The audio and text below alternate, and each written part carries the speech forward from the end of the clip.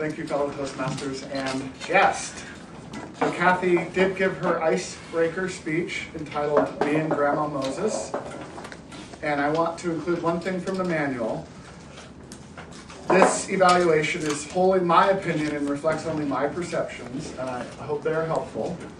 If other members of the audience have things they perceive differently or would like to share, that would be most helpful.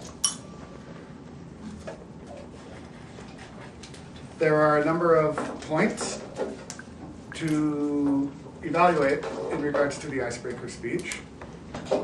Did we get to know Kathy? So we got to know a slice of her life, and it left me wanting more. That may be just my sense of the icebreaker speech. So I will not lambast her in any way, shape, or form, except to say that I do like a fuller story. I want to know where people came from and what shaped them. And we learned some of that in regards to the later portion of Kathy's existence. Did Kathy speak clearly and audibly? Yes. Kathy has a very relaxed presence up here. She did not have any overt nervousness. So I think in that sense, she is clear and audible when she speaks. I liked the title. It caught me right away. It made me want to know what the topic was going to be of her speech. In regards to an opening and a body and a conclusion, it was there.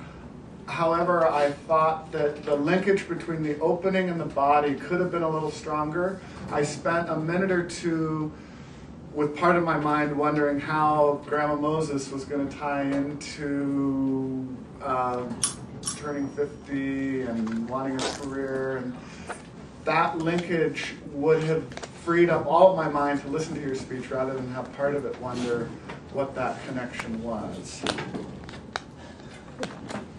In regards to her use of notes, it was very minimal. It's great for an icebreaker speech. A related issue is, from over on the side, I could see Kathy fairly well behind the lectern. I imagine that back there, just the relative size of the, whatever we call this, and the lectern relative to Kathy, things were a little out of proportion.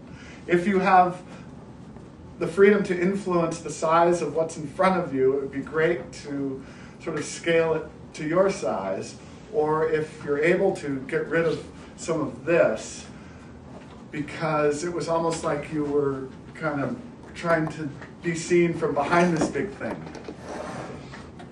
I really liked the humor and wisdom that made it into your icebreaker speech. The no TV until I do my homework. I thought that was great. And the wisdom of the knowledge that you gained about verbalizing things in order to have them come true. So I appreciated you sharing that. Ultimately, it was triumphant and inspiring. You told us a story. There was an emotional hook. We were rooting for you. The mechanics of your speaking are very good, and as long as you can come up with good content, I think you'll be a fabulous speaker. So thank you. Thank you.